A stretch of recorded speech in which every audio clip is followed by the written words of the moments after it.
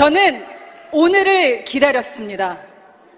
상당수 당원에게 야유받을 줄 알면서도 왜 제가 홍보 영상을 저렇게 만들었는지 바로 이 자리 당원 동지들 앞에서 고백합니다.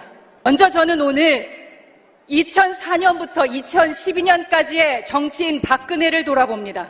우리가 내일을 일구기 위해서 대통령 박근혜의 공과를 직시해야 하는 것처럼 당대표 박근혜의 포용 또한 똑같은 이유로 결코 외면해서는 안 된다고 생각합니다. 당시 박 대표는 50년 넘게 이어져 오던 총재 시대의 종식과 집단 지도 체제로의 새로운 시대 전환을 상징합니다. 우리 안에 갇혀서는 안 된다.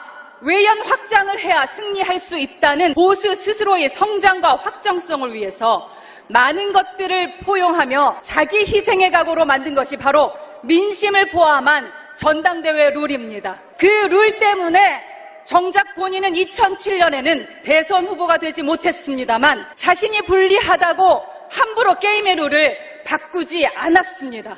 결국에 박근혜 대표는 민심을 얻었고 이후 국회의원 총선거, 지방선거 등 그 어떤 선거에서든 승리를 만들어내는 선거의 여왕이 되었습니다. 근시안적으로 권력을 탐하지 않고 보수의 승리를 그렸기 때문입니다.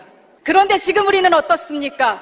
우리 안에 있던 포용은 어디로 갔습니까? 승리의 기본 공식도 저버린 시대착오가 우리의 길은 아닐 것입니다. 100% 당원 투표가 나쁘다는 것이 아닙니다. 어렵게 쌓아온 성공 공식을 무엇 때문에 깼어야 했는지 우리 스스로 자문해야 합니다. 당원이 주인이기 때문이라고 말하시는 분이 계십니다. 네, 그렇다면 우리는 당장 공천권을 당원에게 돌려드려야 합니다. 투표할 때만 당원이 주인입니까? 공천할 때는 왜 당원이 주인이 되지 못하는 것입니까? 당원에 대한 의리, 국민에 대한 의리로 과감하게 당원들에게 공천권을, 그 권력을 돌려드려야 합니다. 다음으로 저는 직전 당대표인 정치인 이준석에 대해서도 돌아봅니다. 제가 의리를 지킨 것은 한 개인에 대한 것이 아닙니다. 저는 우리 안의 다양성과 그것을 말할 수 있는 자유, 그리고 우리 당의 절차적 정당성에 대한 민주주의의 본질에 답한 것입니다. 뿐만 아니라 더 이상 부끄럽지 않은 정당이 되길 바라는 청년 지지자들에 대한 의리를 지킨 것입니다. 그것이 우리를 더 크게 성장시킬 수 있는 변화의 추동력이라고 믿었기 때문입니다. 우리는 제2의 제3의 이준석이 나오는 것을 막을 것이 아니라 제2, 제3의 청년 정치가 나올 수 없게 하는 것을 두려워해야 합니다. 미래가 없는 우리 당의 모습을 두려워해야 합니다.